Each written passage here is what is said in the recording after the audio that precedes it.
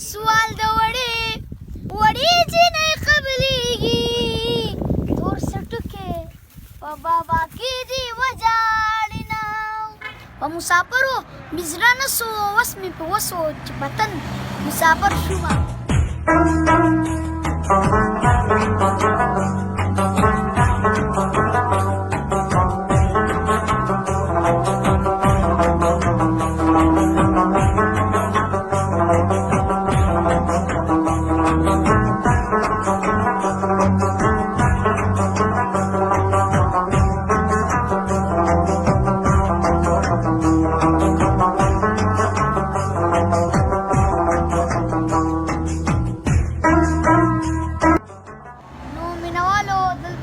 خوشحال چلډرن اکیډمي همغو خواته ولاړ یو نو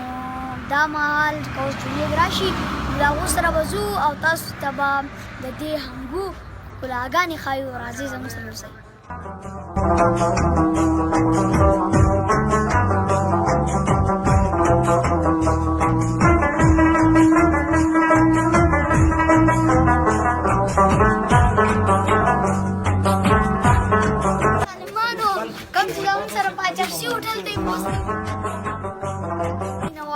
روان یو د باربي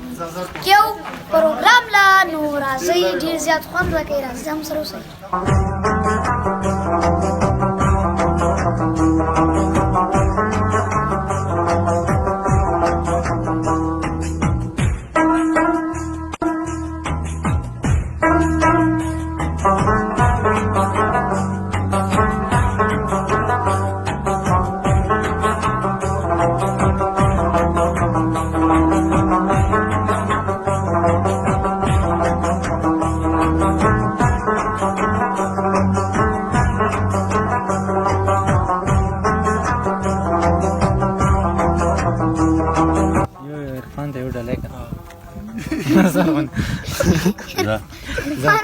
هذا الشيء على كما شقي موسيقي موسيقي انقلابي تشعر مازوي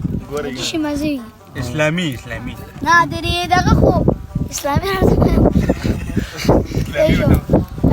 د روژې مسلمانان یو د جمعې مسلمانان یو په توبو مې د توبې بې مزې مسلمانان یو د جومات د دروازې نه تر حجرې مسلمانان یو امانت کې خیانت کوو هېوادي مسلمانان یو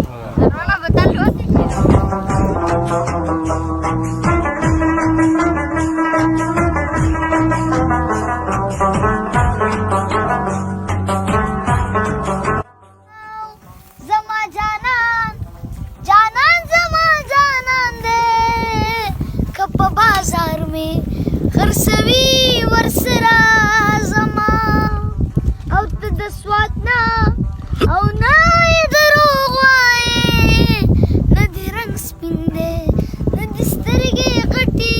دي نه او مخ دې د یو ملیون روپو دی کم اصل خوی دی د پیسې نه دی میانه او دوره کولارو او لارو مسافره په دیدن موړ شوې که مخ بیا درواړومه او مسافري شلېدلې کټ دی ما نه شلېدلې کټ کې نه راځي خوبونه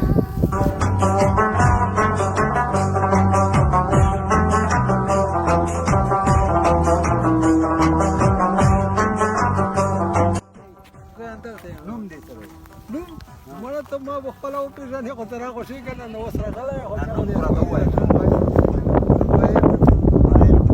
دا مار ستا دی دونه ساله که دا ارمانه دا دې بتکۍ دی دا بتکۍ دی هلکه دا خو ډېر ښه ولې دا بتکۍ دا به څه ته کولاوي دا کولاو ده نو ښه دا کولاو دی خو دا به ما هغه نه کولاویږي که نه دا سر به ته کولاو کې بیا سکې ده وسکه ته ځای وسکه ته وسکه وا لږه یخ یو په دې ښه نو اوس به ته واپس یې دا مازدیګر دی او ډوډۍ به بس کور ته ځو موږ سره یو څو نړیواله کس او کنه خوند زه به درته تاسو ته زه درته نه نه خو به زه کېږي درته سره که وړم. داسې کار وکړه موږ وخوړه او هلکه دا ونه ساته هغه ملګرو ته نه ملګرو تاسو یې خورئ، تاسو دا موږ خوړل ده که نه یار زموږ دا وخت تفسیرې په غر کې ولاړ یم ډېر زیات تږی شوی او ډېر زیات ستړی شوی یم خو ما یې راشئ مینوالو سره دا زه یې وښایم ورته چې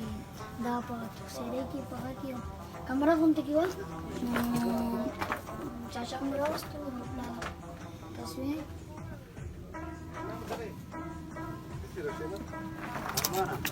راځئ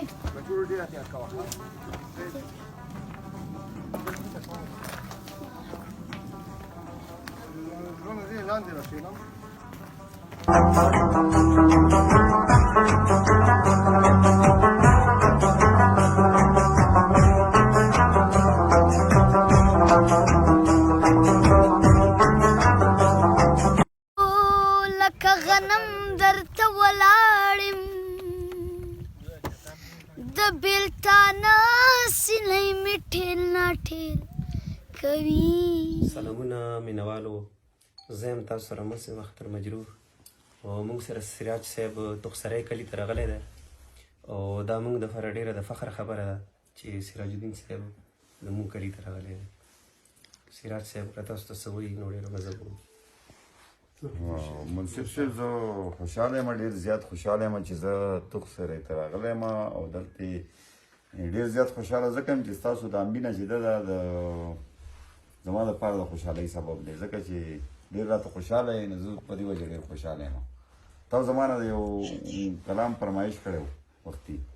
نو هغه کلام به درسره شریک کړم چې د شکل نه د هر شي د قیمت اندازه لګي.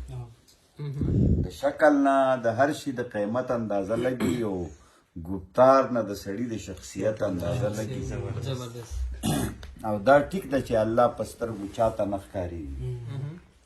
دا ټیک ده چې الله په سترګو چاته نه ښکارېږي او تخلیق نه یې په خپله د قدرت اندازه لګي. او چې دوست وي ورته مه وایه چې دا حاجت مې سر کا، چې دوست وي ورته مه وایه چې دا حاجت مې سر کا، دوستانو ته د دوست ضرورت اندازه لګي. او دا نن چې د هر چا سترګو کې غني غني کېږي، دا نن چې د هر چا سترګو کې غني غني کېږي د دې نه د پښتون د اهمیت اندازه لګي. مننه جي. او د مختې شعر چې کور ته درله راشي او تا ستا په کور کې وجني سراج دینه ستا د شرافت نه اندازه لګي. دلته د جانان په خوږو موړ مې کا پور ورته تاسو وایي دلته د جانان په خوږو موړ مې کا نقد سودا خده په نصیحت څه کې او مینه کې خو زړه کوه توکل کوه، مینه کې خو زړه کوه توکل کوه او مینه کې سوچونه څه سالا څه کې او نن را سره کېنه چې مشغول شو لږ چا سبا لیدلی په سبا او یا سراج نور له خدایه څه غواړي، یا سراج نور له خدایه څه غواړي او ښکلی یارې درکو په دنیا څه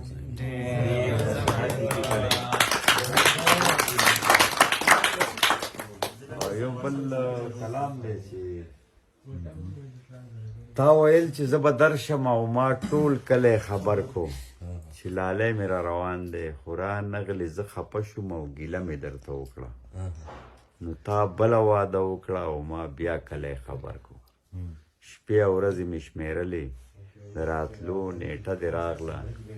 بیا را نغلې دروغجنه اوس زموږ د کلي خلک ما ته وایي دروغجنې